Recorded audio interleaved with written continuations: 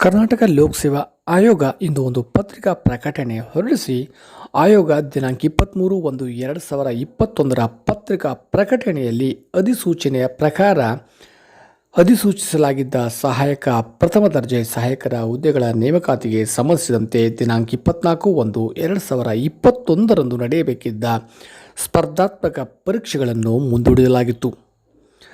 ಈಗ ಪ್ರಸ್ತುತ ಒಂದು ಹೊಸ ದಿನಾಂಕವನ್ನು ನಿಗದಿಪಡಿಸಿದ್ದು, ಪ್ರಸ್ತುತ ಮುಂದೂಡಲಾದ ಮೇಲ್ಕಂಡ ಸ್ಪರ್ಧಾತ್ಮಕ ಪರೀಕ್ಷೆಯನ್ನು ದಿನಾಂಕ 28/2/2021 ಅಂದರೆ ಫೆಬ್ರವರಿ 28 ಭಾನುವಾರದಂದು ನಡೆಸಲು ಆಯೋಗ ತೀರ್ಮಾನಿಸಿದೆ ಎಂದು ತನ್ನ ಒಂದು ಪತ್ರಿಕಾ ಪ್ರಕಟಣೆಯ ಆದೇಶದಲ್ಲಿ ತಿಳಿಸಿದೆ.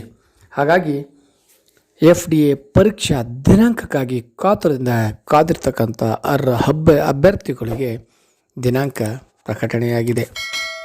ಧನ್ಯವಾದಗಳು.